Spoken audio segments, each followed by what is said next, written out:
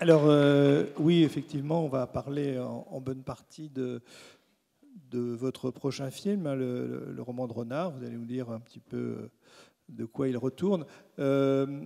Hier soir, j'étais avec une amie qui vient souvent à Fontevraud et qui ne pouvait pas venir cette année. Elle le regrettait, donc elle me disait qu'est-ce qui va se passer. J'ai dit par exemple, il va y avoir parler du roman de Renard de Anne-Laure Daffy et Léo Marchand. Elle dit ah oui. Et je lui dis tu connais Anne-Laure Daffy? Elle me dit non, non, je n'ai jamais vu, mais Léo Marchand, oui. Elle dit mais je ne sais même pas si elle existe en fait.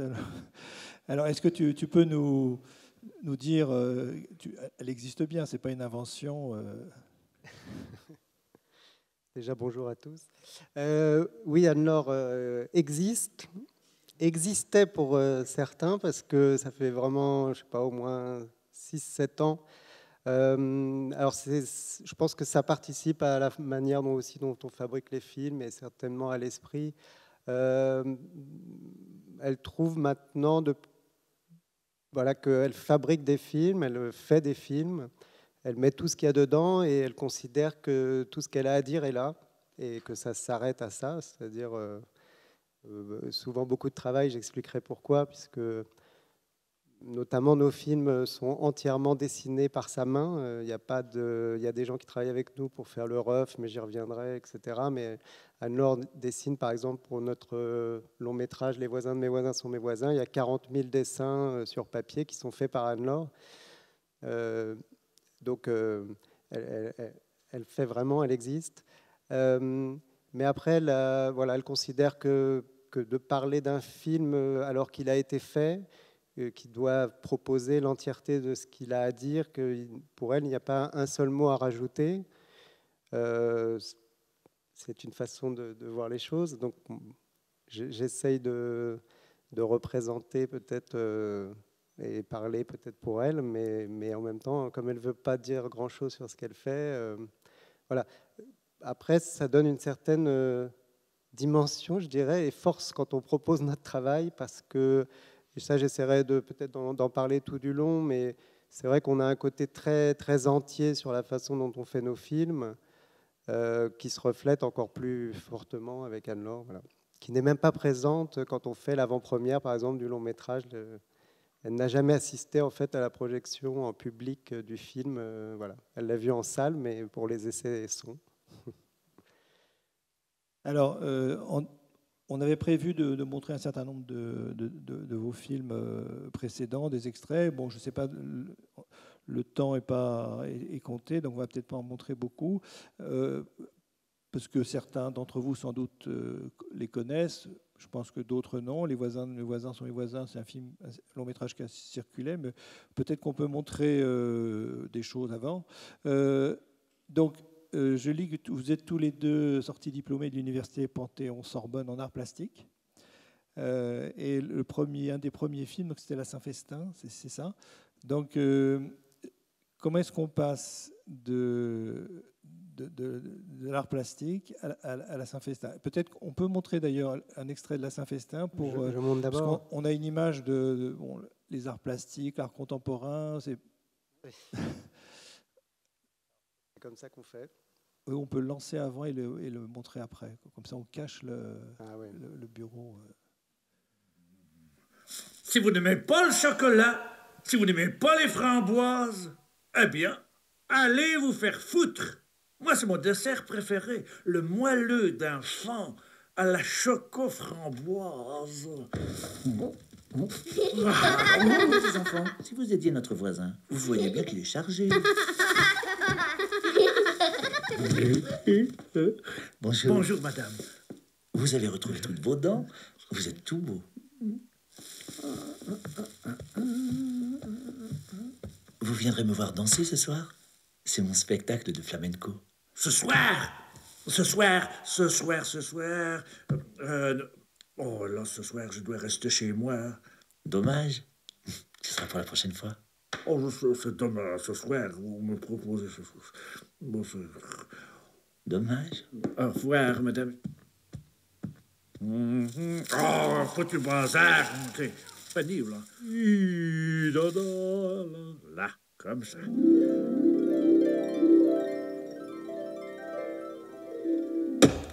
Profitons qu'elle ne me regarde pas. Je vais essayer de la saisir par surprise.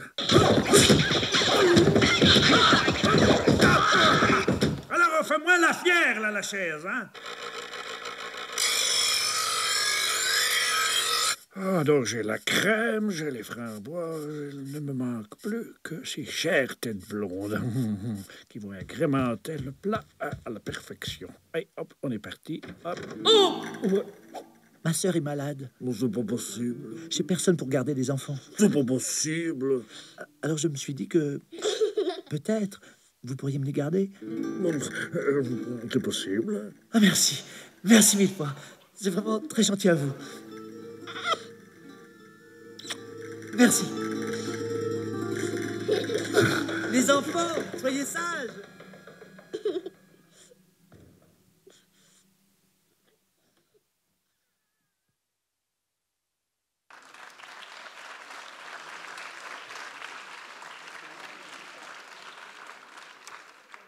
Alors, pour situer un petit peu notre parcours, alors c'est vrai qu'on n'a fait pas d'école d'animation, pas d'école de cinéma, et que notre premier film n'est pas La Saint-Festin, mais On a beau être bête, on a faim quand même. Sachant qu'on avait fait un dossier, on ne savait pas trop pour le CNC, etc. Il s'est avéré qu'on a eu France Télévisions à l'époque et le CNC. Et donc on avait de l'argent pour faire un film, mais on ne savait pas le faire, puisqu'on ne savait même pas comment faire de l'animation. On n'avait aucune idée de comment ça se faisait. Et vous verrez que ça se retrouve toujours dans notre travail, puisque je crois qu'on ne sait pas vraiment faire les choses. Et que c'est un peu le principe sur lequel on s'appuie. Après, et vous l'avez peut-être entendu, donc on a décidé par exemple de faire La Saint-Festin. On se donne des contraintes très fortes, et vous verrez que c'est un rapport toujours et que ça traverse notre cinéma, jusqu'au roman de Renard. On expliquera pourquoi. Mais par exemple, vous avez vu qu'elle a une voix un peu particulière, la voisine, puisqu'en fait c'est le même comédien, François Morel. Quand il est arrivé, on lui a dit, voilà, il faut faire toutes les voix de tous les acteurs du film. Et notamment, nous, on voulait faire un accent portugais pour l'ogre, mais il est arrivé, il a dit, je ne sais pas trop bien faire, et du coup, il a fait l'accent belge, et on s'est appuyé là-dessus. Donc voilà un peu des fois comment ça se passe. Mais pour nous, c'est très important d'avoir des contraintes extrêmement fortes au départ, puisque je crois que pour exprimer une certaine liberté de fabrication, de création, il faut... il me semble, d'ailleurs, par exemple, c'est pour ça qu'il y a le dogme qui a existé à un moment dans le cinéma ou à certaines périodes. Il faut, je crois, enfin en tout cas pour nous, c'est important de se donner des contraintes très fortes pour voir comment on peut s'en emparer. C'est toujours un peu notre sujet, c'est comment s'emparer de choses qui ne nous appartiennent pas aussi souvent, puisqu'on vole beaucoup de choses. Et donc pour celui-ci, les contraintes, c'était quoi alors? Justement, c'était d'avoir une voix qui fait tout le film. Après, on verra dans d'autres films, c'est d'autres contraintes de départ qu'on se donne. Mais le type de dessin, la variation d'animation, les moments d'arrêt, enfin, ça, c'est des choix qui s'opèrent comment alors?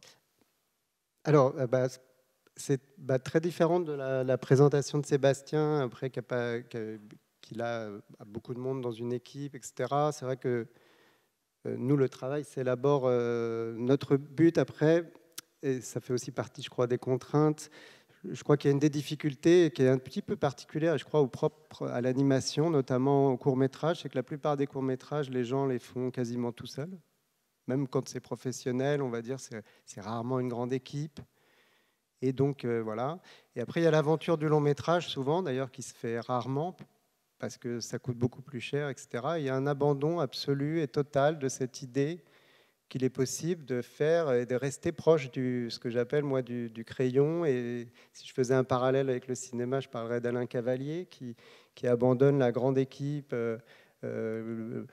Voilà, pour faire du cinéma, des fois, il faut avoir l'impression d'être entouré de beaucoup de gens. Comme ça, on fait, en grande partie, on fait du cinéma, c'est-à-dire on a l'impression d'en faire. Je crois que justement, il y a la possibilité, et des fois, beaucoup de rêves sont assez brisés parce qu'on attend des millions pour faire des films. Je crois que l'idée, c'est surtout de la volonté de cinéma, la volonté de faire, et qu'à un moment, en plus, de rester proche, parce que c'est ce qui se passe avec le long métrage, c'est tout d'un coup, on s'écarte On s'écarte de l'écran parce qu'il faut beaucoup d'interventions entre, quand je ne parle même pas d'autres pays, etc.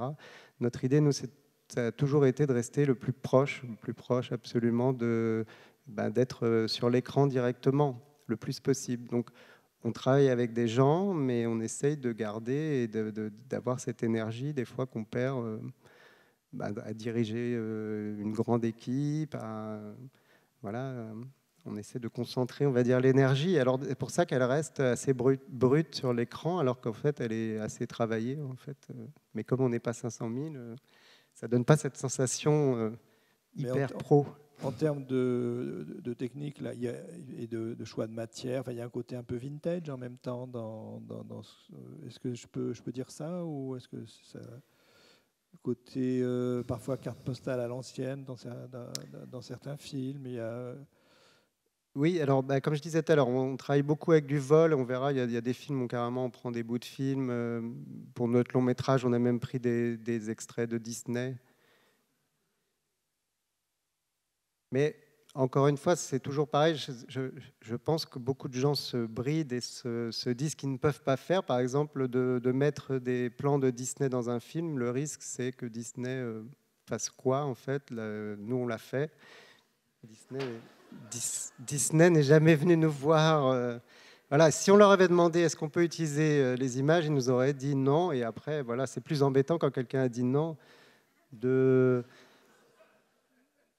le voler, alors que si on lui a rien demandé, c'est...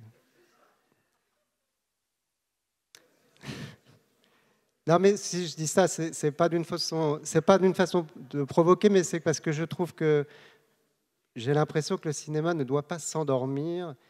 Et puis j'avais fait un truc assez intéressant, parce qu'on m'avait invité justement sur des questions de droit, parce que comme on vole beaucoup... Et j'avais trouvé quelque chose d'extrêmement intéressant, c'est qu'il y avait un avocat que je trouvais très intéressant. Il disait c'est pas aux artistes, si j'ose dire, je n'aime jamais trop dire ça, mais c'est pas aux gens qui font, en tout cas, de se poser des questions, c'est à nous en tant qu'avocats. Et je trouvais ça très intéressant parce que même dans leur démarche à eux dans leur domaine, d'inventer la façon de défendre et de trouver les lois. Notamment, par exemple, on a utilisé Lady Di, les vraies images de Lady Di avant son accident. Pareil, on nous avait dit c'est pas la peine de demander les droits en Angleterre parce qu'ils ont l'humour anglais et que normalement, même si ça leur fait pas, même si c'est un peu grinçant, ça c'est dans La vie sans truc. Voilà. Bon, le seul truc qu'on n'a pas fait, c'est avec la princesse de Monaco parce qu'on voulait reprendre une chanson sans demander. Et là, ils nous ont dit qu'ils attaquaient vraiment d'une façon très violente, même s'ils sont sûrs de perdre et tout ça. Donc on a quand même des limites, vous voyez. Donc, peut-être on peut regarder l'extrait de la vie sans truc. Alors oui, La vie sans truc. La vie sans truc, donc c'est l'histoire d'un prestidigitateur, qui a l'habitude de couper sa femme, son assistante, son assistante sur scène. Il la coupe en morceaux, puis avec un jour, tronçonneuse, il a la tronçonneuse, et un jour il la coupe vraiment, et donc elle se retrouve sans jambes, donc ils ont des problèmes elle n'a plus de boulot, quoi. Donc il est obligé d'aller à Pôle emploi et de chercher un certain nombre de boulots, et à un moment il devient chauffeur. Et c'est cet extrait-là, puisqu'on parlait de ce moment, tu le lances et puis on est dans la petite... Alors je dois d'abord lancer, je crois. Tu lances, je vais faire plus professionnel. Plein écran, j'ai pas fait non plus. Et là, tac.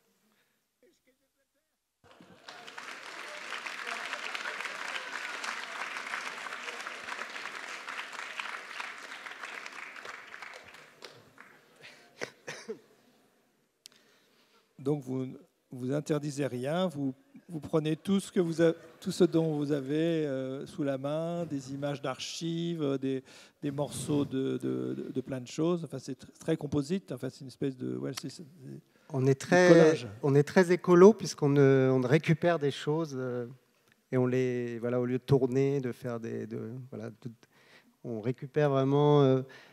Après, ça vient pendant l'écriture.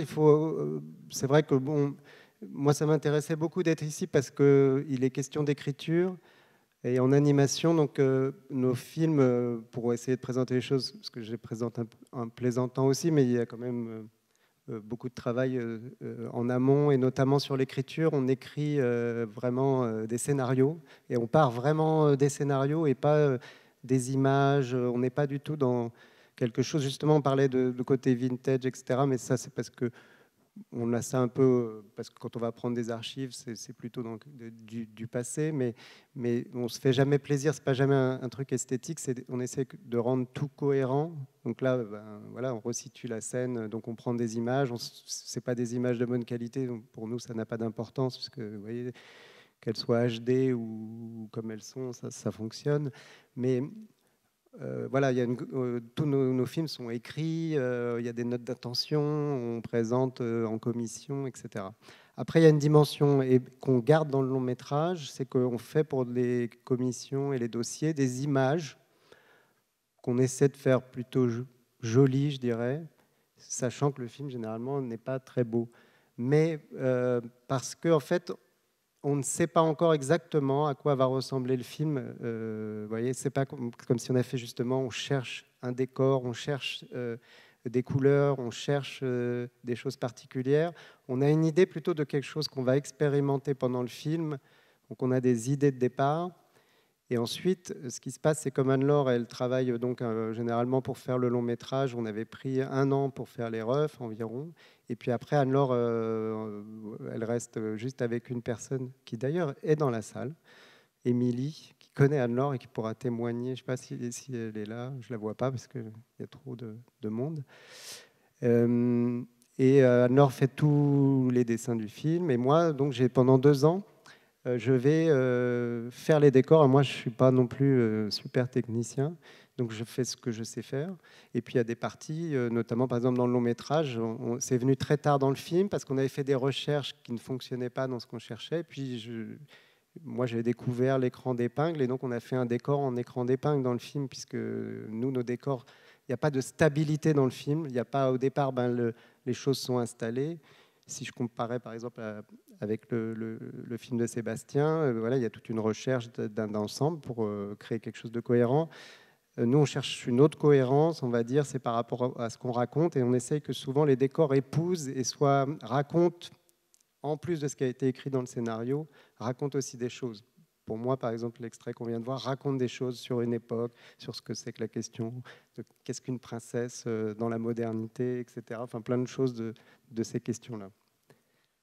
Alors, quand on s'est vu, tu disais parce qu'une des particularités de votre travail, c'est que vous faites aussi des films de fiction avec des comédiens, et que c'est important de signaler que vous passez de l'un à l'autre, vous mélangez même parfois.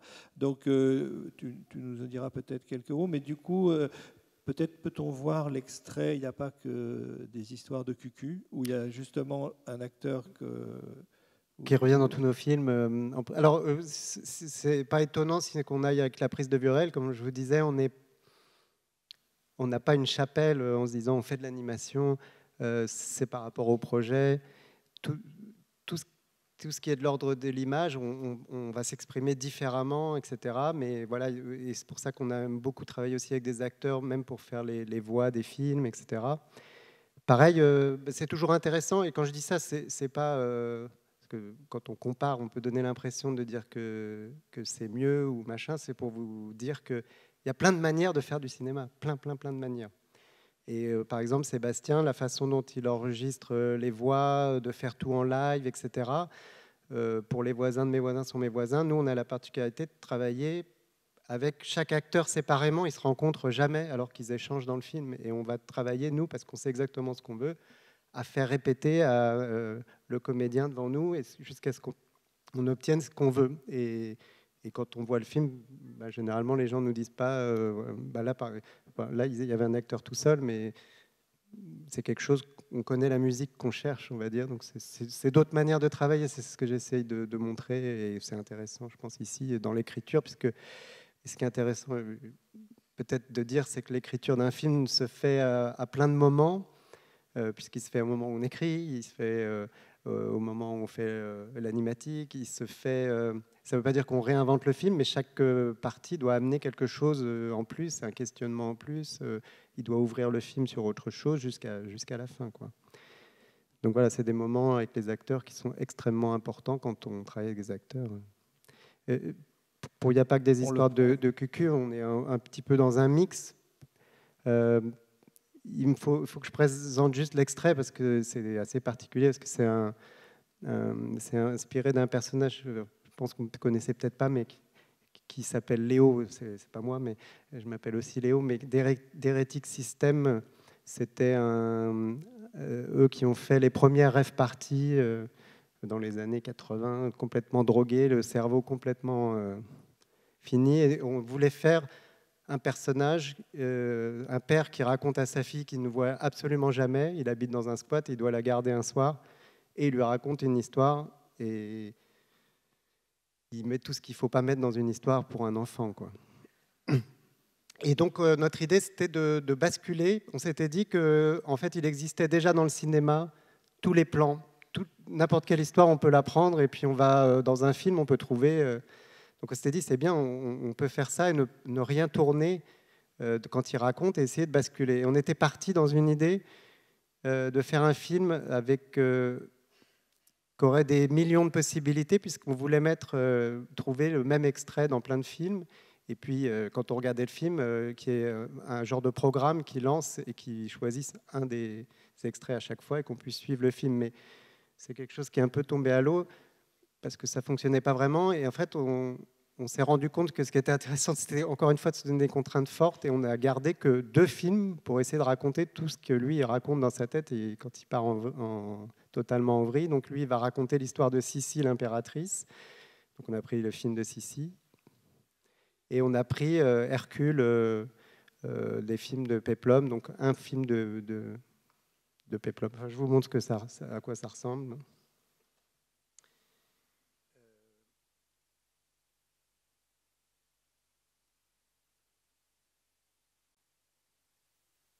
C'est la princesse, elle. C'est qui? Ben, c'est une bête de meuf.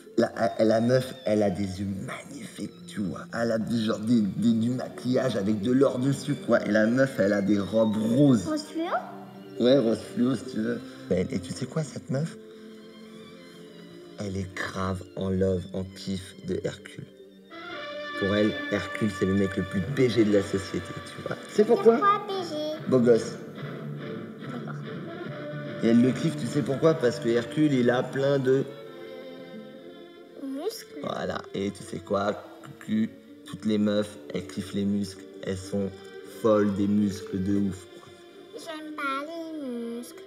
J'aime pas les muscles. Bah oui, mais attends, mais toi, c'est normal que t'aimes pas les muscles parce que t'es pas encore une meuf. Alors que Sissi, elle, c'est une vraie meuf. C'est une vraie bête de meuf, tu vois. En plus, elle a trop de thunes. Elle a des maisons avec les tuiles en or? avec des tuiles en or. Elle a des piscines avec des statues en dauphin, comme ça. En or? En or, tout est en or. Même genre la moquette, elle est en diamant, quoi. Tu vois, il y a plein de trucs. Tu vois, bon, ça c'est une fête de Kosovar, tu vois, mais sauf que là, c'est genre, elle a des trucs de chevaux comme ça. Les chevaux, ils font des... Mais oui, mais ce gars-là, calcule pas, quoi. Tu vois, elle a même des oiseaux de toutes les races. Des oiseaux de race africaine, des oiseaux de race chinoise et tout.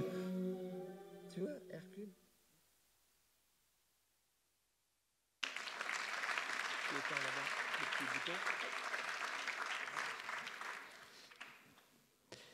Voilà, alors là, on est entre deux. Donc l'idée, quand on voit qu'un bout, et c'est toujours le problème, c'est quand on demande à des commissions, si on montre le film, vous voyez des images comme ça, c'est moche. Quand on a fait le dossier, on a fait des belles images de ce qu'il imaginait, mais comme il est un peu sous extasie, l'idée c'est que petit à petit, les images qu'il va proposer et qu'on voit, c'est la façon dont lui, il imagine l'histoire. D'où la qualité médiocre de ce qu'on voit. Alors, on va passer maintenant au roman de Renard. Donc, c'est une adaptation d'un disque où Bourvil raconte le roman de Renard. Alors, c'est la contrainte. Peut-être qu'on peut juste entendre la voix de Bourvil, je ne sais pas, ou Je vais juste présenter, comme je disais, on cherchait... Voilà, pour nous, il faut qu'il y ait un intérêt à faire un film. Et c'était intéressant parce que, il me semble, mais après, il y a des spécialistes de l'animation dans la salle, donc peut-être qu'ils viendront me dire que c'est pas vrai ou j'en sais rien, mais je crois que ça n'a jamais été fait. Comme je dis, je suis pas certain, mais notre idée, c'est de prendre un disque. Il y a un 33 tours qui existe des années 70 où il y a Bourvil qui joue en tant qu'acteur, parce que c'est pas une histoire juste racontée.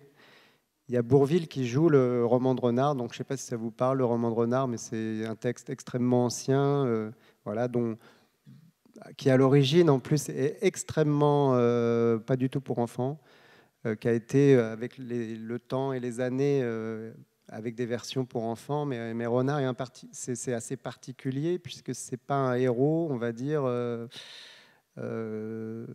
très moral, et en même temps, ce qui est drôle, c'est que ça existe énormément dans le cinéma, mais c'est-à-dire qu'il va voler des choses pour manger, mais il ne peut pas s'empêcher quand même de jouer des tours à des gens gratuitement. Vous voyez, c'est un peu déjà, pour faire un long métrage pour enfants, c'est un départ particulier, parce que ce n'est pas un héros, il faut arriver à faire comprendre l'intérêt que ça peut avoir. Et moi, je fais référence à des films comme Charlie Chaplin.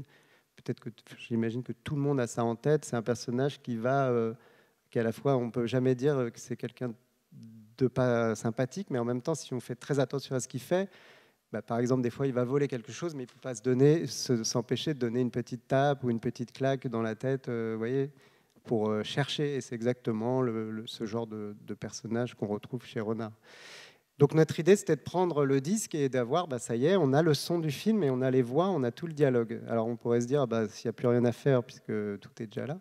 Et justement, c'est là l'intérêt, c'est comment, et nous, comme la question de l'image aussi se pose, c'est-à-dire comment faire cinéma, comment ne pas être là juste donner ce qu'on peut imaginer tout de suite et ce qu'on se donne comme première image de ce qu'on entend. Donc c'est faire avec les voix.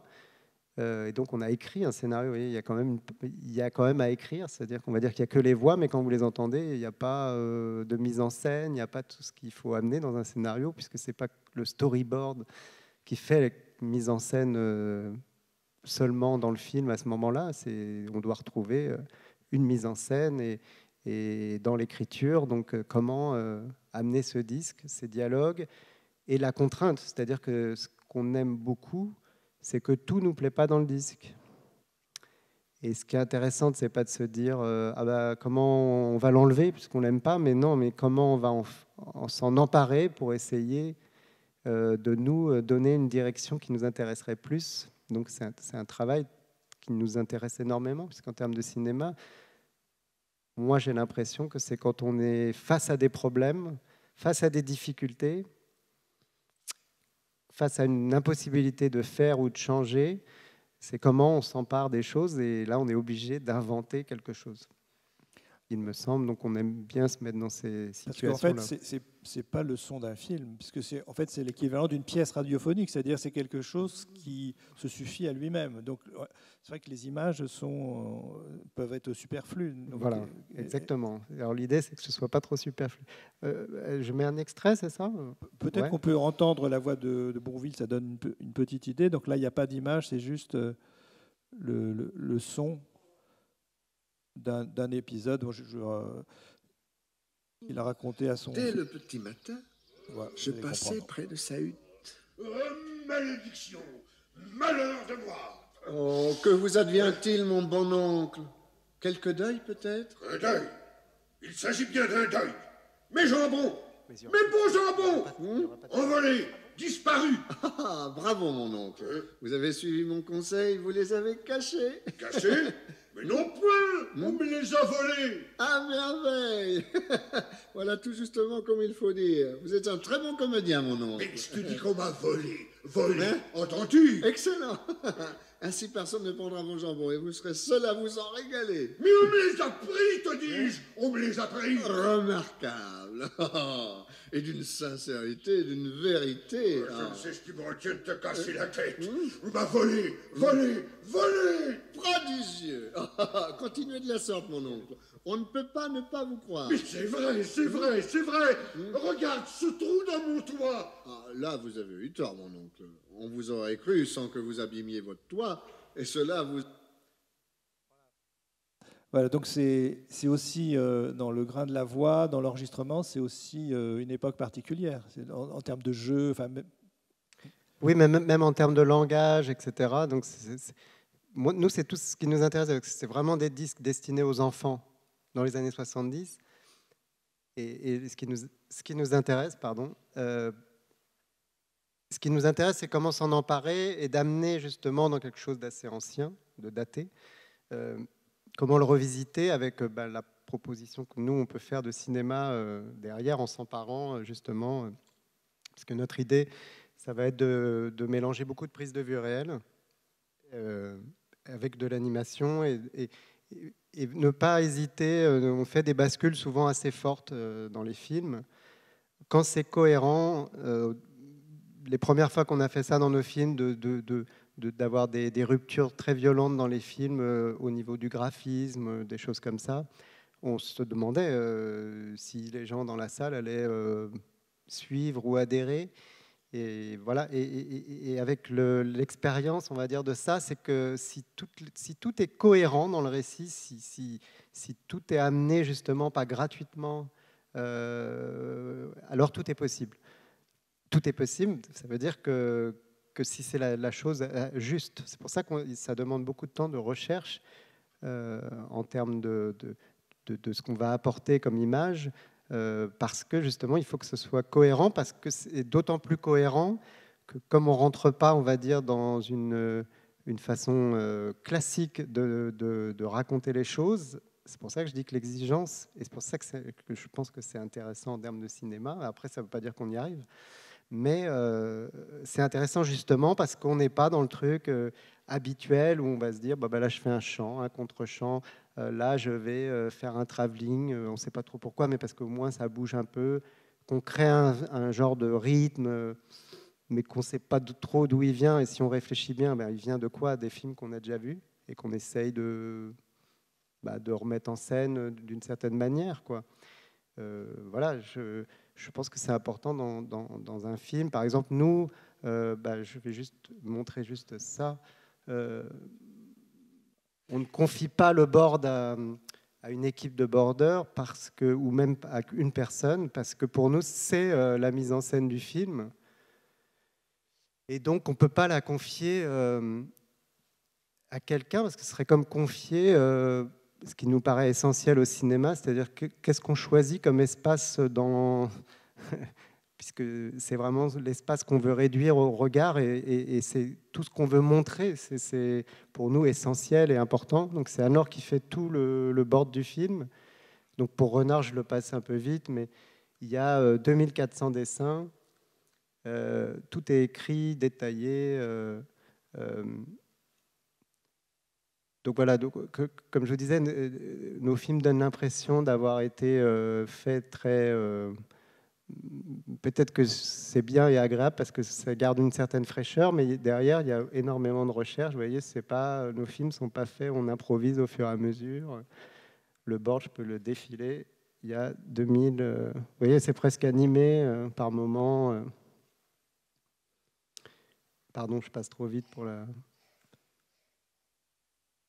Quand tu parles de prise de vue réelle, ce sont que vous avez tourné vous-même on va tourner une partie parce que notre idée, c'est que justement, vous voyez, on veut le ramener vraiment à l'enfance et aux enfants, mais on veut par moment donner l'impression, puisque c'est raconté à un enfant et l'enfant donc s'imagine la scène qui lui est racontée.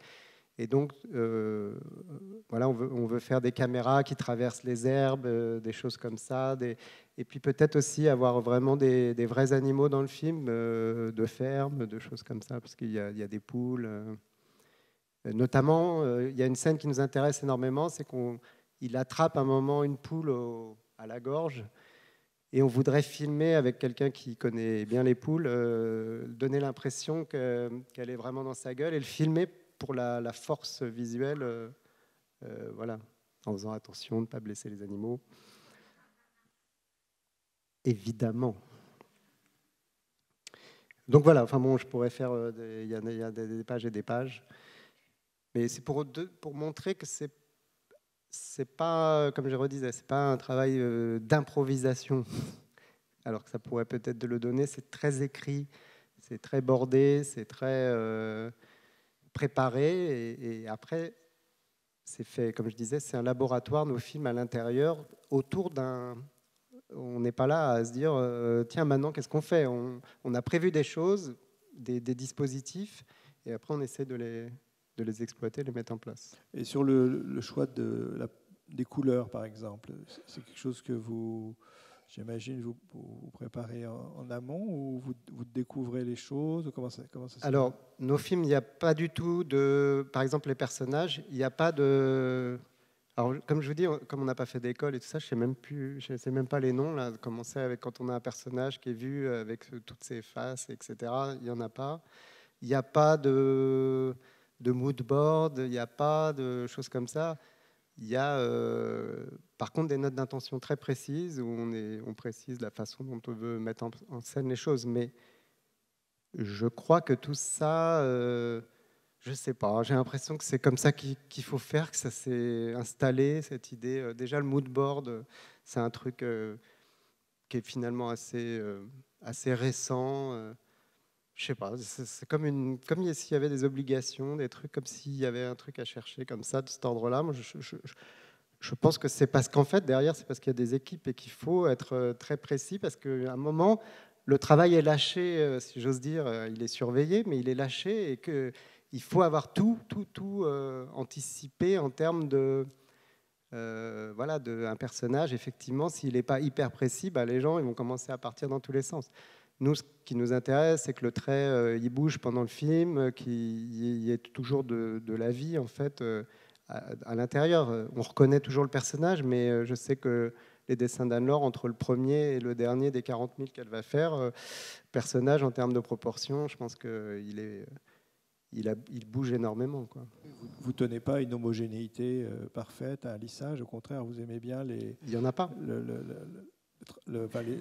Des effets de contraste, de matière qui bouge tout le temps, en fait. Hein, je crois que ce n'est pas parce qu'on aime spécialement ça, je crois que c'est le résultat de ce qu'on cherche, c'est-à-dire que je redisais, et je reviens un peu au point de départ, c'est presque dessiner sur l'écran.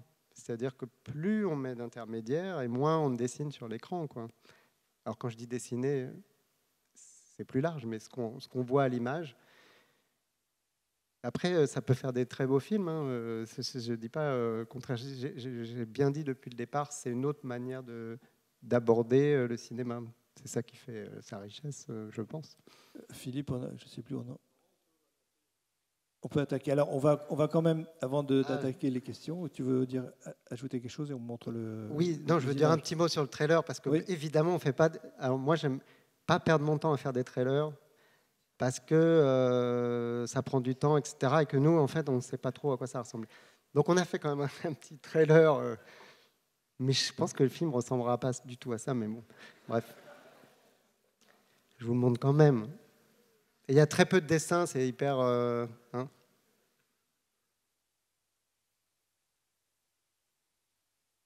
Mais bon, ça ressemble un peu genre à un trailer, quoi.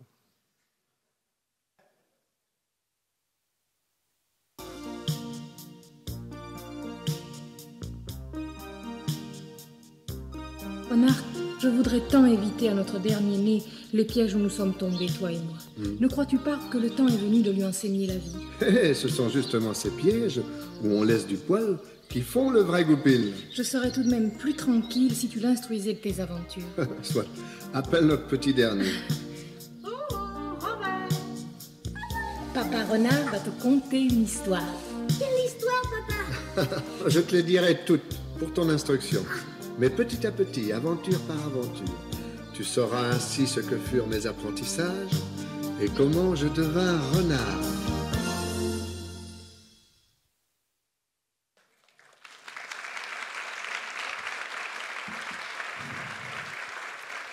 Bon, ça ressemble un peu à rien, mais bon, ça ne ressemblera pas du tout à ça. Mais bon, des fois, on a des présentations à faire de temps en temps. Il faut... Non, c'est une vraie difficulté et c'est spécial pour nous de toujours les dossiers, de montrer même des extraits, parce que si on montre un bout d'un film, j'ai pas montré, mais dans La vie sans truc, on a fait de la 3D. C'était volontairement, on la voulait vraiment la plus moche possible. Donc voilà, c'est difficile de montrer. C'est cohérent dans l'ensemble, mais tout seul, ça fonctionne pas. Si je montre l'extrait là, beaucoup de mal d'ailleurs à trouver quelqu'un pour faire la 3D qui accepte. Ou alors j'ai rencontré quelqu'un de très bien, qui est très très fort en plus en 3D. Hein, c'est pas du tout. Mais il prend un pseudo, c'est ça peut-être? Non, bah non, lui il était vachement content de faire un peu autre chose, même moche, mais avec un autre état d'esprit, je crois. Alors, est-ce qu'il y a des alors, même si c'est pas un vrai trailer, est-ce que vous avez des vraies questions, vous?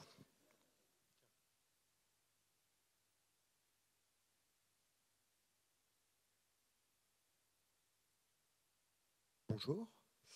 Moi, j'avais une question. Votre travail s'apparente beaucoup à ce qu'on peut retrouver dans la musique avec le sampling, et donc récupérer des bouts de trucs et les mettre dans de la musique. Et il y a un truc assez intéressant, c'est est-ce que vous avez envisagé de travailler avec de la pellicule, comme on pouvait faire des McLaren et tout, faire de la pellicule grattée et les réinvestir? Et aussi, à quel point vous détériorez ou modifiez vos images que vous récupérez pour faire en sorte que vous avez travaillé l'image et pas juste voler? Alors la pellicule, non, parce que je pense que c'est un côté juste qui serait trop graphique dans l'idée. Mais pourquoi pas, par exemple, pour faire un décor, voilà, ça pourrait, si tout d'un coup ça prenait sens, oui. Et après, non. Alors, pour faire les décors, souvent ce qui se passe, et pour le son, on fait la même chose, et on s'est habitué à travailler avec nos monteurs son maintenant qui acceptent ça, parce que souvent on vous dit, soit pour l'image, soit pour le son, la qualité n'est pas assez bonne, parce que ce qu'on fait, c'est que nous, on travaille. Moi, je vais sur Internet, je trouve une vidéo, je vois que ça marche, je fais des tests, etc., ça marche.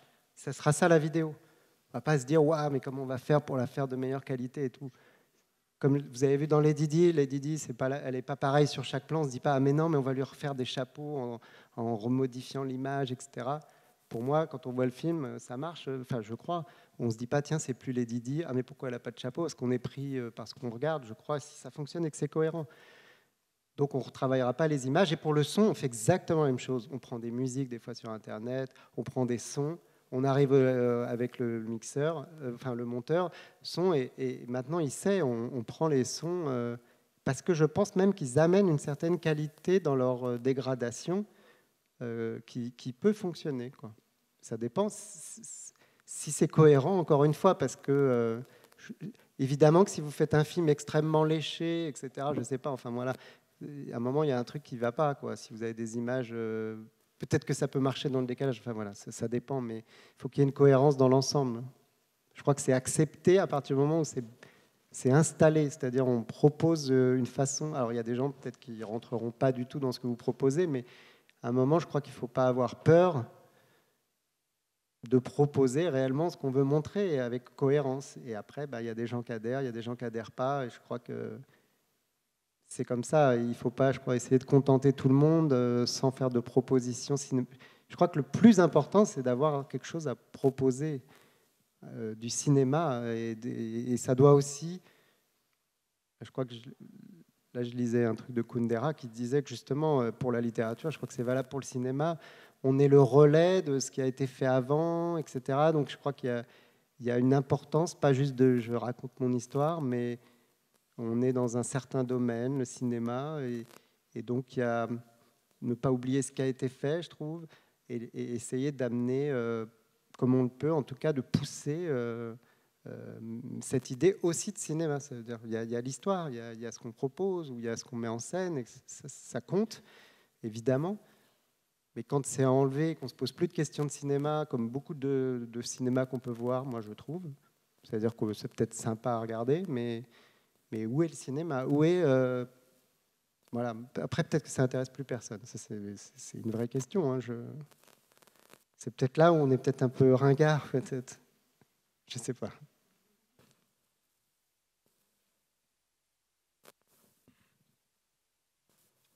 Une question là. Comment vous vous créez à deux? Du coup, vous discutez. C'est quoi le contexte, un peu le lieu? Ça peut être un peu partout. Il y en a, c'est du tac au tac, il y en a un qui fait plus ça que l'autre. C'est quoi votre synergie à deux ou à plus? Non, à deux. Je crois qu'on discute de moins en moins parce que je crois qu'à un moment, on sait finalement ce qu'on... Je crois que l'idée de cinéma qu'on a est assez partagée, donc on discute sur des petits détails souvent.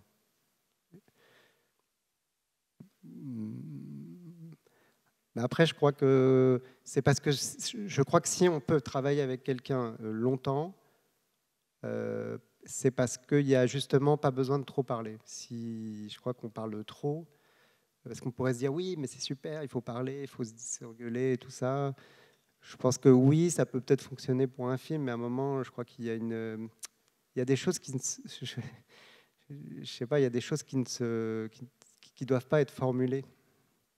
Quand on intellectualise trop, même si on peut parler de notre cinéma, d'ailleurs, je pense que c'est pour ça qu'Anne-Laure n'en parle pas beaucoup.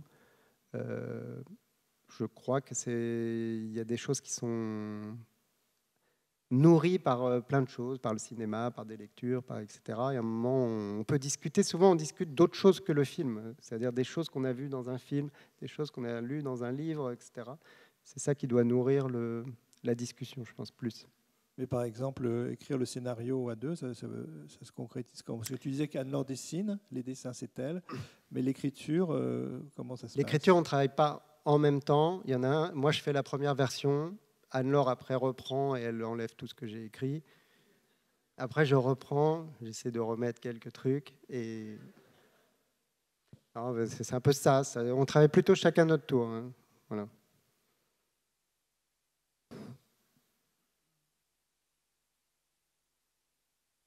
Bonjour.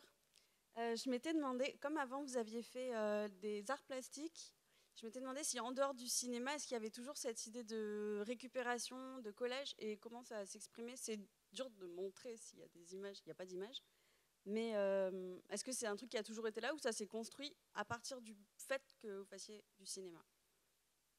Non, moi, personnellement, je dessine jamais. Et Anne-Laure dessine jamais en dehors des films, donc on n'est pas là-dedans. Non, on ne fait pas genre des bricolages en plus, ou je sais pas. Enfin, si c'était ça l'idée, genre j'ai pas répondu à la question. Non. Claude, on te laisse le privilège de la dernière question. Ah, non, mais j'ai pas répondu. Bah, je te répondrai. Excuse-moi. J'essaierai après. Ouais, Claude, vas-y. Ah, tu peux réavoir le micro? Attends, on attend Claude et après tu poseras la dernière question. Tu poses toujours les dernières questions, toi. Non, je te repasse le micro après. D'accord, promis. Essayez de répondre plus vite alors, peut-être. Attends, on va passer... Ah oui, ça marche. Ça marche. Jusqu'à présent, vous n'avez pas eu de problème par rapport aux histoires de droit et vous avez un bon avocat? Notre avocat, on a un très bon avocat, mais qui nous a servi... Alors, vous allez voir que c'est un peu gonflé, mais en fait, quand on a fait La vie sans truc, quand on l'a sorti, il y a des gens qui m'ont appelé quelques mois après, qui m'ont dit ah, j'ai vu ta pub à la télé, sachant que je ne fais pas de publicité, si je veux bien faire du travail, mais pas ça. Donc on dit bah non, et puis après une autre personne nous appelle, ah, j'ai entendu ta pub à la télé. Et en fait, ils avaient pompé La vie sans truc, où ils découpent, c'était une pub Nissan, portes ouvertes, je ne sais pas si quelqu'un l'a déjà vu. C'était pendant la Coupe du Monde il y a 8 ans, je pense. Et donc, par contre, ce n'était pas en dessin animé, c'était en film, mais avec l'accent italien, il avait perdu les boîtes, c'était exactement la même histoire. Et donc, on a appelé notre avocat et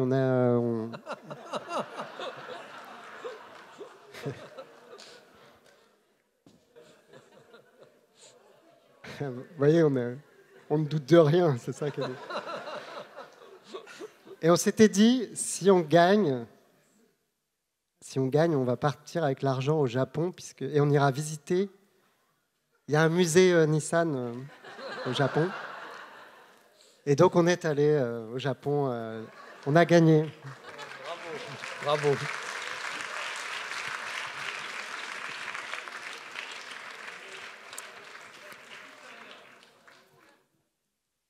Pardon, tout à l'heure, la question que je posais, c'était entre la pratique artistique avant le cinéma et pendant le cinéma, si c'est très différent.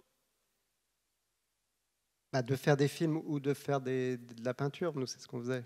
Vous faisiez de la peinture en art plastique? On faisait de la peinture à deux sur le même support. Donc là, on a appris à travailler ensemble. Et ensuite, on est passé, parce qu'on faisait des expositions, mais moi, on n'était pas satisfait de faire des expositions, etc. Et puis moi, j'aimais beaucoup, beaucoup écrire. La dimension du son, tout ça, ça m'intéressait. Donc à un moment, on s'est dit, mais on avait fini nos études. Donc on était surveillant en lycée. Et on s'est dit, tiens, on va faire du cinéma. Mais comme je redis bien, sans savoir du tout comment on faisait. Donc on a, comme on travaillait, on a payé, on a fait un premier film en prise de vue réelle qui a été acheté par Canal+. Donc ça nous a un peu lancé. Et puis comme je disais au tout début, on a eu des financements, mais on ne savait vraiment pas faire le film. Quand je dis vraiment, on ne savait pas. Donc c'est pour ça que je dis que tout ce qu'on fait est un peu expérience. Et comme je dis, nous c'est un état d'esprit qu'on trouve intéressant de... Parce que, par exemple, moi, quand j'interviens quelquefois en école d'animation, je trouve ça hyper difficile de dire aux gens, en fait, d'abord, on apprend toute la technique. Donc, on se dit, wow, le cinéma d'animation, c'est super dur, super long.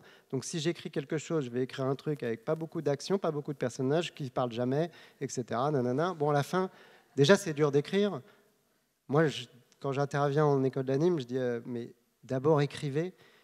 Allez-y, quoi. Si vous avez vraiment un truc à proposer et que c'est intéressant, écrivez.